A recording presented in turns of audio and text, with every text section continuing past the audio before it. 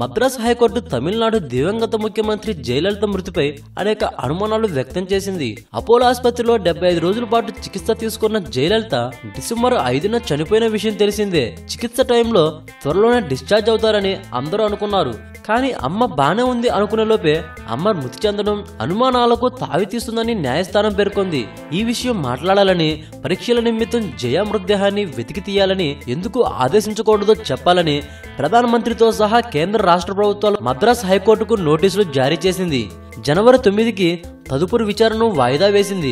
జయలలిత మృతికి కారణాలు తెలిపేలా విచారణకు ఆదేశించాలని అన్నా డిఎంకే కార్యకర్త పిఏ జోసెఫ్ దాఖలు చేసిన ప్రజా ప్రయోజన వ్యాజ్యంపై ఏర్పడ్డ జస్టిస్ ఎస్ వైద్యనాథన్, జస్టిస్ పార్థిబన్ల ధర్మస్థానం విచారణ చేపట్టింది.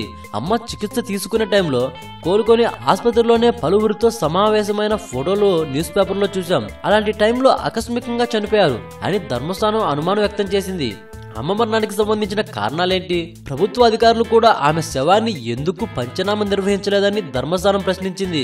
1980లో అప్పటి తమిళనాడు ముఖ్యమంత్రి ఎంఆర్ చికిత్స పొందే సమయంలో ఆయనకు సంబంధించిన వీడియోలు, ఫోటోలు ప్రభుత్వం రిలీజ్ చేసిందని, అమ్మ విషయంలో అలా జరగలేదని తెలిపింది. జయలలిత మృతిపై దాఖలు చేసిన మరో పిల్పై జనవరి 4న విచారణ జరగనుండగా మరో వ్యాజ్యంపై సుప్రీంకోర్టులో విచారణ జరగనుంది. ఈ వీడియోపై మీ విలువైన కామెంట్స్ ని మాతో షేర్ చేసుకోండి. అండ్ ఇంకో విషయం, సబ్స్క్రైబ్ చేయడం మర్చిపోకండి.